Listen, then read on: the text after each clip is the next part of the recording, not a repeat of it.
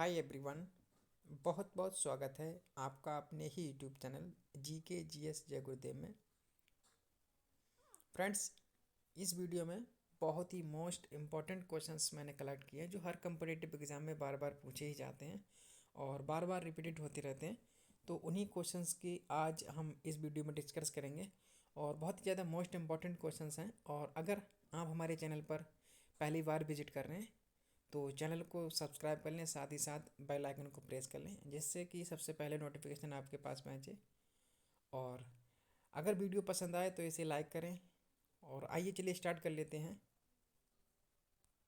प्रश्न नंबर 1, निम्नलिखित में से मानव शरीर में अधिकतम मात्रा में पाया जाने वाला तत्व होता है। तो दोस्तों, निम्नलिखित में से कैल्शियम मानव शरीर में अधिकतम मात्रा में पाया जाने वाला तत्व होता है, यानी इसका ऑप्शन नंबर डी ठीक हो जाएगा। दोस्तों, मानव शरीर में मुख्य रूप से 6 तत्व पाए जाते हैं। कौन कौन से तत्व हैं? पहला ऑक्सीजन, दूसरा कार्बन, तीसरा हाइड्रोजन, चौथा नाइट्रोजन, पांचवा कैल्शियम और छठा जो है फास्फोरस है।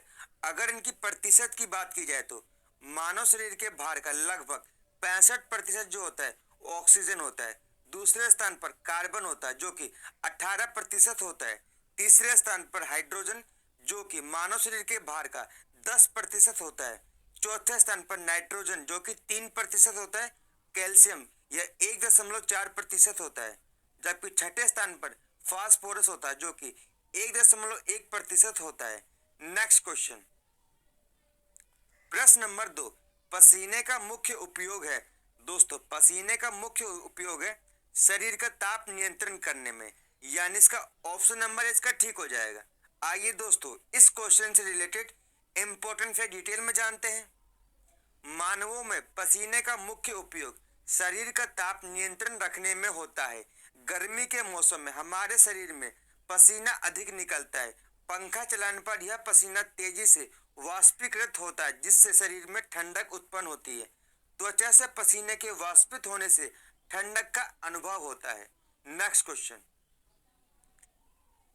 प्रश्न नंबर 3, जब किसी बोतल में पानी भर उसे जमने दिया जाता है तो बोतल टूट जाती है, क्योंकि दोस्तों अगर किसी बोतल में पानी भरकर उसे जमा दिया जाए तो बोतल टूट जाती है। कारण यह है कि जो पानी होता है बर्फ में बदल जाता है और बर्फ में बदलने के बाद उसका आयतन बढ़ जाता है, इसलिए वो बोतल टूट जाती है, यानी पानी जमने पर फैलता है। ऑप्शन नंबर इसका 1 ठीक हो जाएगा। आइए दोस्तों, इस क्वेश्चन से रिलेटेड इंपॉर्टेंट है डिटेल में जानते हैं। जब किसी बोतल में पानी भरा जाता है तो उसमें बर्फ के जमने पर बोतल टूट जाती है, क्योंकि 0 डिग्री सेल्सियस पर जब पानी बर्फ के रूप में परिवर्तित होता है तो यह जम जाता है और जमने पर पानी का आयतन बढ़ जाता है, इसलिए आंतरिक दबाव सीमा के अधिक होने पर बोतल टूट जाती है। नेक्स्ट क्वेश्चन, प्रश्न नंबर 4, साबुनों के तुलना में डिटर्जेंटों का लाभ है।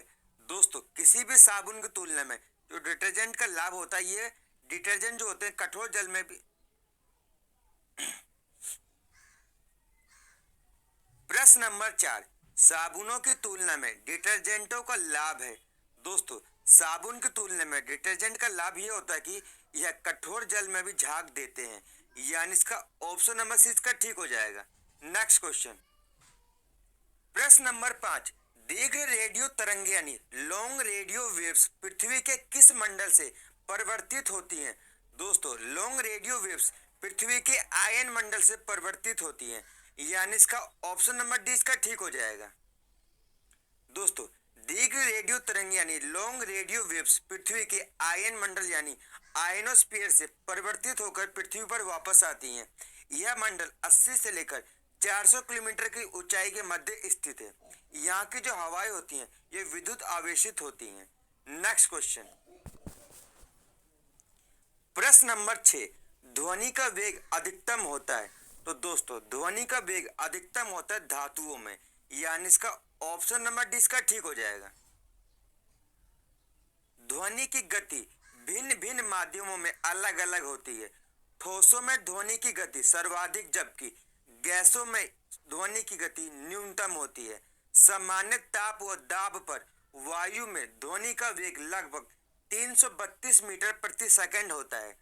ध्वनि का वेग माध्यम के घनत्व पर निर्भर करता है, यानी जैसा माध्यम होगा तो ध्वनि की गति वैसे ही होती है। जिस माध्यम का घनत्व अधिक होगा उसमें ध्वनि की चाल भी अधिक होगी। नेक्स्ट क्वेश्चन, प्रश्न नंबर 7, भारत में भारी जल बनाया जाता है। दोस्तों, भारत में भारी जल ट्रांबे में बनाया जाता है, यानी इसका ऑप्शन नंबर सी इसका ठीक हो जाएगा। दोस्तों, भारत में भारी जल के उत्पादन की जिम्मेदारी मुंबई में स्थित भारी जल बोर्ड यानी हैवी वाटर बोर्ड की है। भारी जल का उपयोग नाभिकीय रिएक्टर में किया जाता है। हैवी वाटर बोर्ड के अंतर्गत 7 भारी जल संयंत्र संचालित होते हैं। कौन कौन से? बड़ौदा, हजारी, कोटा, मुनगुरु, तालचेर, तूतीकोरिन तथा थाल इत्यादि 7 जो भारी जल संयंत्र है ये भारी जल बोर्ड यानी हेवी वाटर बोर्ड के अंतर्गत कार्यरत है। नेक्स्ट क्वेश्चन, प्रश्न नंबर 8, परमाणु के न्यूक्लियस में पाए जाने वाले मूल कण कौन से हैं? दोस्तों, परमाणु के न्यूक्लियस में मूलतः प्रोटॉन और न्यूट्रॉन पाए जाते हैं, यानी इसका ऑप्शन नंबर सी इसका ठीक हो जाएगा। नेक्स्ट क्वेश्चन, प्रश्न नंबर 9, पुदीना के निम्नलिखित भागों में से किस एक में तेल का अधिकतम प्रतिशत पाया जाता है? तो दोस्तों, पुदीना के पत्तियों में तेल का अधिकतम मात्रा पाया जाता है, यानी इसका ऑप्शन नंबर डी इसका ठीक हो जाएगा। दोस्तों, पुदीना अर्क यानी मेथाल तेल मुख्यतः पुदीना की पत्तियों के भाप आसवन यानी स्टीम डिस्टिलेशन द्वारा प्राप्त किया जाता है।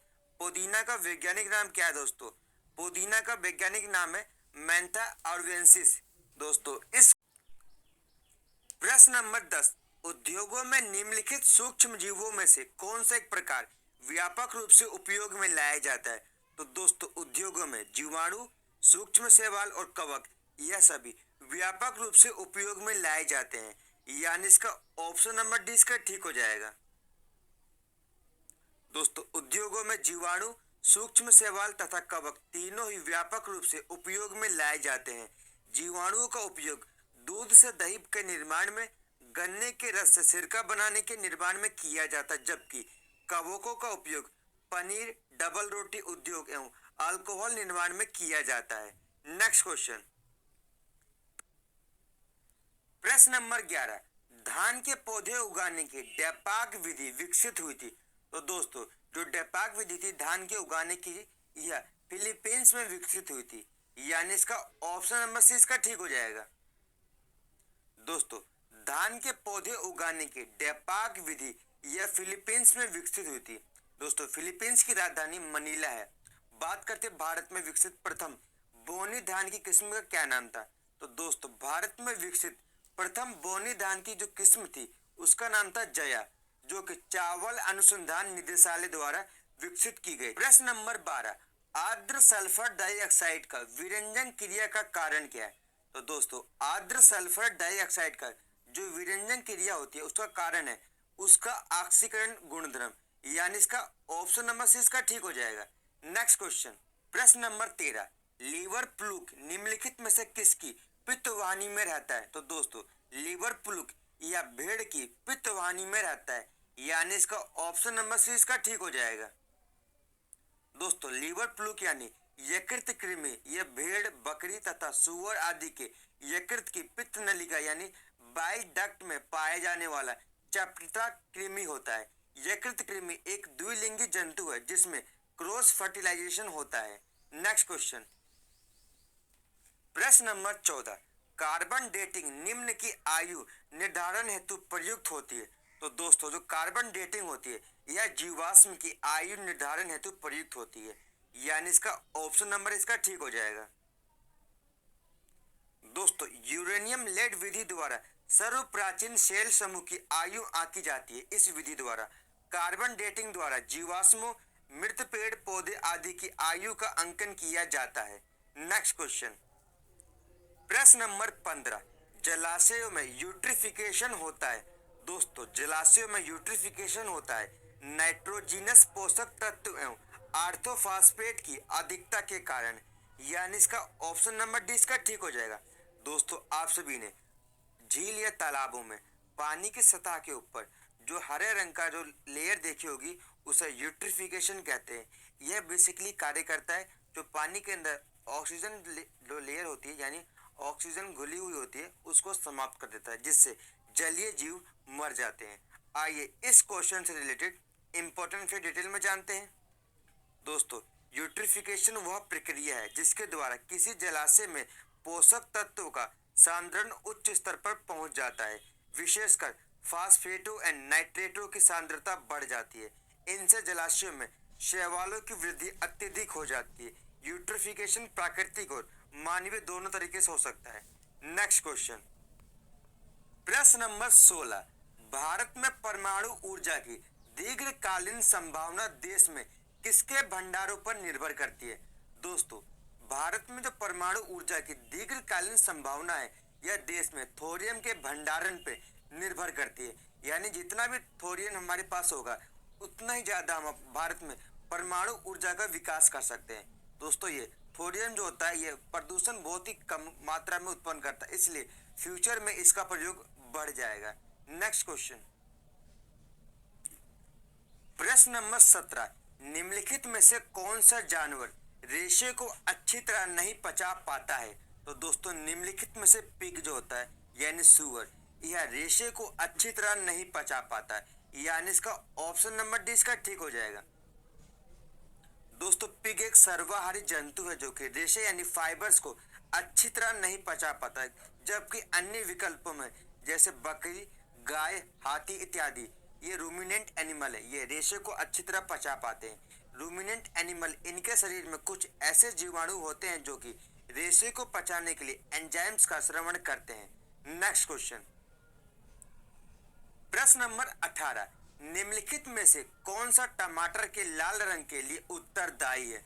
दोस्तों, टमाटर के लाल रंग के लिए उत्तरदायी है लाइकोपीन, यानी इसका ऑप्शन नंबर इसका ठीक हो जाएगा। दोस्तों, लाइकोपीन यह एक कैरोटीन तथा कैरोटीनॉइड पिगमेंट होता है। लाइकोपीन टमाटर के लाल रंग के लिए उत्तरदायी होता है। नेक्स्ट क्वेश्चन, प्रश्न नंबर 19, रॉबर्ट वेबस्टर निम्नलिखित में से कौन से क्षेत्र में अपने कार्य के लिए जाने जाते हैं? दोस्तों, रॉबर्ट वेबस्टर इन्फ्लुएंजा वायरस के क्षेत्र में कार्य के लिए जाने जाते हैं, यानी इसका ऑप्शन नंबर इसका ठीक हो जाएगा।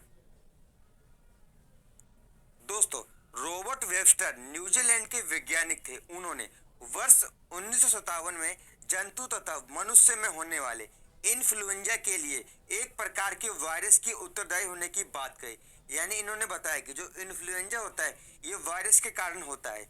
इन्होंने इन्फ्लुएंजा पर 50 से अधिक वर्ष तक कार्य किया। इस अवधि में इन्होंने इन्फ्लुएंजा वायरस यानी H3N1 की पहचान की, उसे अलग किया तथा इसके टीके के विकास के लिए कई अनुसंधान कार्य। प्रश्न नंबर 20, निम्नलिखित में से कौन सी गैस फुटबॉल के ब्लैडर से सबसे जल्दी बाहर निकलेगी? तो दोस्तों, जो हाइड्रोजन होती है यह फुटबॉल के ब्लैडर से सबसे जल्दी बाहर निकल जाएगी, यानी इसका ऑप्शन नंबर 20 का ठीक हो जाएगा। दोस्तों, हाइड्रोजन की खोज 1766 ईस्वी में की गई थी। इसका एटॉमिक नंबर 1 होता है। इसका जो मेल्टिंग पॉइंट है -259.16 डिग्री सेल्सियस होता है। इसे H से दर्शाया जाता है। दोस्तों, आज की वीडियो से इतने इंपॉर्टेंट क्वेश्चन बन सकते हैं। अगर आपको वीडियो पसंद आती तो वीडियो को लाइक, शेयर और चैनल को जरूर सब्सक्राइब करिए।